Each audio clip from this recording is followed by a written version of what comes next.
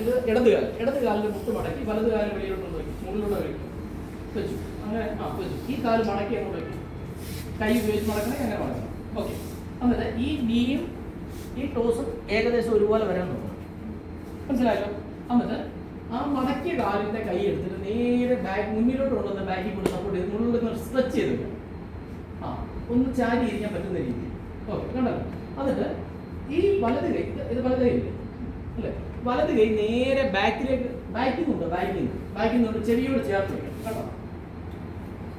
നേരെ മുകളിലേക്ക്, ഈ നടുവരൽ മുകളിലേക്ക്, അല്ല ഈ പിന്നെ റിംഗ് ഫിംഗർ മുകളിലേക്ക് വലിക്കണം. ട്വിസ്റ്റിന് എപ്പോഴും എന്താണ് ഉപയോഗിക്കേണ്ടത്? റിംഗ് ഫിംഗർ മുകളിലേക്ക് വലിക്കണം. സ്ട്രെച്ചിന് എപ്പോഴും മിഡിൽ ഫിംഗർ വലിച്ചോണം.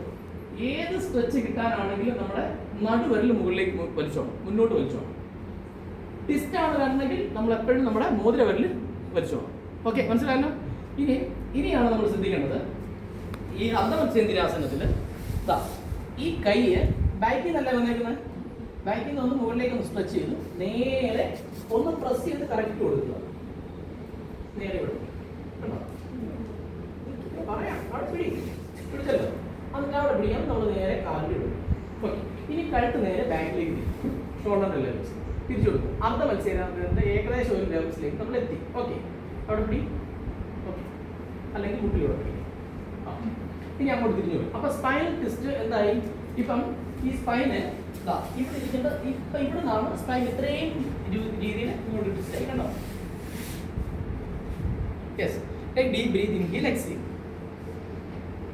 ഇനി പതിയെ കഴുത്ത് നേരെ കൊണ്ടുവന്ന് കൈ വിട്ട് ആ കൈ നേരെ മുകളിലേക്ക് ഉയർത്തി നേരെ തിരിച്ചുകൊണ്ട് ബാക്കിൽ കൊണ്ടുവച്ച്, എന്നിട്ട് മറ്റേ കൈ ഉയർത്തി താത്ത് വയ്ക്കണം.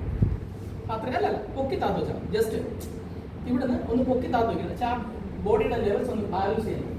എന്നിട്ട് ആ മുകളിൽ ഇരിക്കുന്ന കാല് എടുത്ത് താഴത്തെ കാലെടുത്ത് നിവർത്തി വെച്ച് മറ്റേ കാലെടുത്ത് ഇപ്പുറത്തോട്ട് വെച്ചു. ഓക്കെ, കറക്റ്റായല്ലോ? ഇനി അടുത്ത കാലെടുത്ത് മടക്കി മുകളിലേക്ക് വെക്കും, വെച്ചു. ഈ കാല് മടക്കി ആ കൈയുടെ സഹായത്തോടു കൂടി ചെയ്യണം. ഓക്കെ, അണ്ട് ആ കൈ ടോസ് അണ്ട് എന്ത് ചെയ്യണം? ഈ മടക്കിയെടുത്ത കാല് നേരെ ബാക്കിലേക്ക് ഒന്ന് നിവർത്തി വെച്ച് ഒന്ന് ബോഡി ഒന്ന് സ്ട്രെച്ച് ചെയ്ത് കൊടുക്കും. Yes, okay. ഒരു കസേരയിൽ ഇരിക്കാൻ നമ്മളെ സപ്പോർട്ട് ചെയ്യിക്കും, ആ രീതിയിൽ പോകണം. എന്നിട്ട് ഈ കൈ എവിടെ ബാക്കിലൂടെ കൊണ്ടുവരണം, ബാക്കിലൂടെ മുകളിലേക്ക് അങ്ങനെ എന്ത് വേണം? ഈ സ്ട്രെച്ച് കൊടുക്കണം. മനസ്സിലായോ? എന്നിട്ട് എന്ത് ചെയ്യണം? ഇതാ ഇങ്ങനെ പിടിച്ചു കൊടുത്താൽ കേട്ടോ. എന്നിട്ട് നേരെ അപ്പുറത്തോട്ട് പിടിക്കും. അത് നേരെ ഇങ്ങോട്ട് ഈ ഷോൾഡർ ഒന്ന് തിരിച്ചു കൊടുക്കുക. ബസ് ഇവിടെ പിടി, അത് താടിക്ക് ഷോൾഡറിന് മുകളിലൂടെ ഒന്ന് ട്വിസ്റ്റ് ചെയ്ത് കൊടുക്കുക. Take deep breathing. മനസ്സിലായാലും? എന്നിട്ട് പതിയെ കഴുത്ത് നേരെ ശ്വാസം എടുത്തുകൊണ്ട് നേരെ വരുന്നു. ഈ കൈ നേരെ ബാക്കിലോട്ട് കൊണ്ട് സപ്പോർട്ട് ചെയ്യിപ്പിക്കുന്നു. അപ്പൊ അപ്പുറത്തെ കൈ ഒന്ന് റിലാക്സ് ചെയ്യും. ആ കൈ ഒന്ന് പൊക്കി ചെയ്യുന്നു, ആ ജസ്റ്റ് ഒന്ന് കറക്റ്റ് ചെയ്യുന്നു. താഴത്തെ കാൽ സ്ട്രേറ്റ് ചെയ്ത് മുകളിലത്തെ കാൽ മാറ്റി. മനസ്സിലായാലും? ഇനി ഇതിന്റെ അഡ്വാൻസ് ലെവലിലേക്ക് പോകുന്നതിനെ പറ്റിയാണ് ചോദിച്ചത്.